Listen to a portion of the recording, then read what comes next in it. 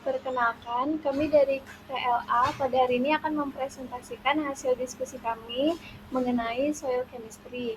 Sebelumnya, izinkan kami memperkenalkan diri kami. Perkenalkan, saya Novita Mariana dengan NIM 114240023 dan teman-teman saya. Perkenalkan, nama saya Sani Puspita Dewi dengan NIM 114240024. Saya Salva Idil Zarani dengan NIM 114240015. Saya Aliana Fisa Putri dengan NIM 114240006. Di sini kita langsung masuk ke pendahuluan, yaitu jurnal ini membahas bagaimana penambahan residu tanaman dengan rasio C per N berbeda rapeseed cake, peanut straw, rice straw, and wheat straw mempengaruhi sifat kimia tanah, pH, ketersediaan hara, serta kaitannya dengan komunitas mikroba dan aktivitas enzim pada tanah masam khas kebun teh di Tiongkok. Tanah masam khas kebun teh di Tiongkok ini sangat erat kaitannya dengan soil chemistry karena melibatkan interaksi antara komposisi karbon organik, dinamika pH, serta transformasi unsur hara N dan P. pH tanah masam pH 4,1 dan 4,7 menjadi variabel kunci residu tanaman, khususnya rapeseed yang kaya buah kali terbukti menaikkan pH dan menetralkan kemasaman. Kimia karbon tanah analisis NMR 13C menunjukkan perubahan fraksi C residu dengan rasio C per N rendah rapeseed meningkatkan fraksi karbon resisten di tanah masam kuat, sedangkan residu dengan rasio C per N tinggi atau jerami meningkatkan fraksi C mudah terurai.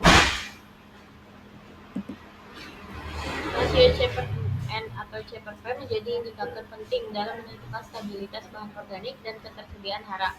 Rapeseed menurunkan C per N dan meningkatkan ketersediaan N yang penting untuk aktivitas mikroba. Ketersediaan hara N dan P residu mempengaruhi total N dan P tanah. Interaksi antara karbon organik dan fosfor terutama berperan dalam mengendalikan aktivitas enzim fosfase, sementara interaksi karbon dengan nitrogen lebih dominan pada tanah agak masam. Selanjutnya penemuan utama dalam jurnal. Yang pertama, penambahan residu secara umum meningkatkan SCO, TN, TP, dan pH dibanding kontrol tanpa residu. Yang kedua, rapeseed cake paling efektif memperbaiki sifat kimia tanah masam, meningkatkan resistensi C organik di tanah masam kuat, serta mendorong fungsi mikroba.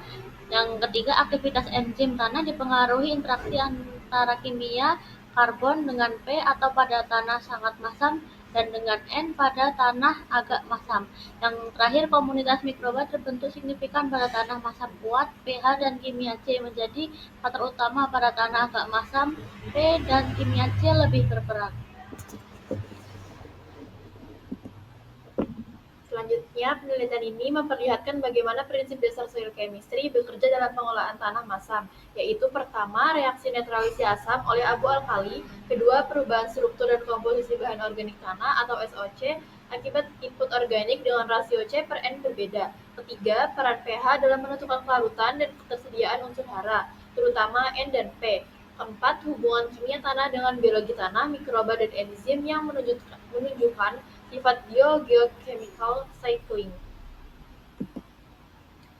Jadi kesimpulannya, penelitian ini menegaskan bahwa kimia tanah, khususnya pH, kimia karbon, dan rasio hara adalah faktor kunci dalam mengendalikan proses biologis tanah. Pengembalian residu tanaman, terutama rapeseed cake dengan C per N rendah, terbukti sebagai strategi efektif memperbaiki kualitas tanah masam, meningkatkan fungsi mikroba, dan mengoptimalkan siklus hara. Dari perspektif soil chemistry, studi ini penting karena mengaitkan transformasi kimia organik tanah dengan fungsi ekosistem sehingga bisa dijadikan acuan dalam manajemen tanah masam berkelanjutan. Sekian presentasi dari kami. Berikut link jurnal yang kami sertakan. Terima kasih dan Assalamualaikum warahmatullahi wabarakatuh.